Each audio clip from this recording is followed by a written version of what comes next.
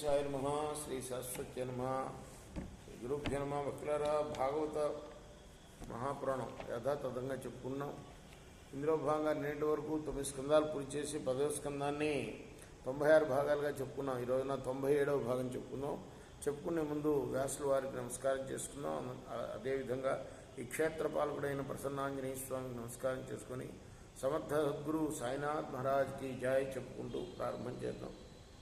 గావస్తతో గోష్ఠ్యముపేత్య సత్వరం హుంకార ఘోషై పరిహూత సంగతాన్ స్వకాన్ వత్సతరానపాయయన్ ముహుర్లిహంత్య స్రవదౌధ సంపయః.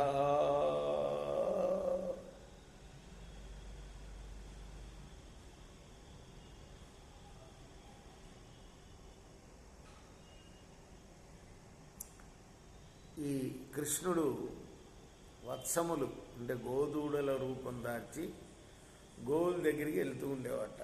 ఎంత భాగ్యమో గోమాతలు కదా.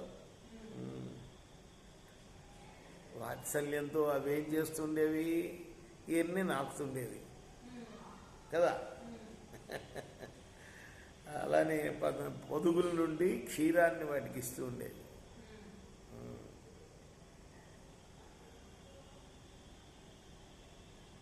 గోపాలకృష్ణుడు, గోవిందుడు కదా. ఆయన పేర్లన్నీ ఎట్లా ఉంటాయి. గోవులకి విందు చేకూర్చినవాడు. ఆ విధంగా స్వయంగా ఆయన కుడిచాడనమాట. వత్సల రూపం అంటే దూడల రూపంలో కుడిచాడు. పాలు ఎవరో పితికినవి తాగటం కాదు, స్వయంగా కుడిచాడు. అందుకోసమే గోవిందుడు అయ్యాడు కదా. అలా మరి గోపీనాం మాతృతాస్మిన్ సర్వా స్నేహద్ధికాం వినా పురోపదాస్వ విహరే స్తోకతా మాయయా వినా.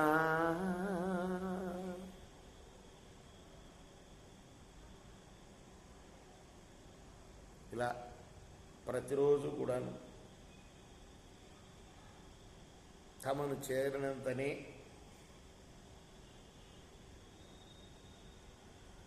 గోవులకి గోపాంగనలు ఎందుకు, వాళ్ళ బిడ్డలుగా వెళ్ళేవాడుగా, వాళ్ళ పాలు కుడిచేవాడు కదా.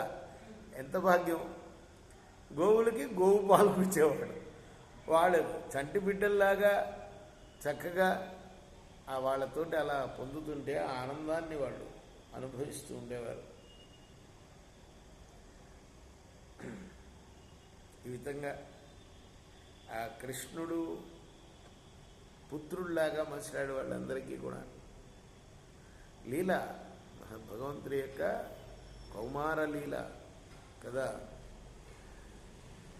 వ్రజౌక సాంస్వతోకేషు స్నేహవల్లాభ్యమన్మహం శనైర్నిస్సీమ వవృధే యదా కృష్ణే త్వపూర్వవత్.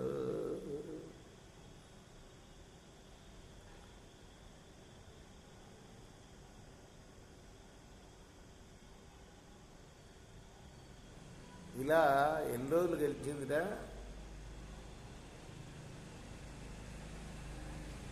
మొత్తం 1 సంవత్సరం. ఇత్తమాత్మాత్మనాత్మానం వత్సపాలమిషేణ సహ పాలయన్ వత్సపో వర్షంచి క్రీడే వనకోష్టయ.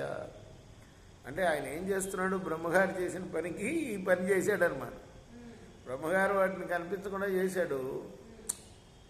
పోనీలే అని గోపాలుల మీద గోవుల మీద వాత్సల్యంతో వాళ్ళ పిల్లలుగా మారిపోయి, గోవుల పిల్లలుగా మారిపోయి, గోపకాంతల పిల్లలుగా మారిపోయి సంవత్సరం రోజు గడిపాడు. ఈ విధంగా రేపు మనం మరొక భాగంలో కొనసాగిద్దాం. కృష్ణార్పణం.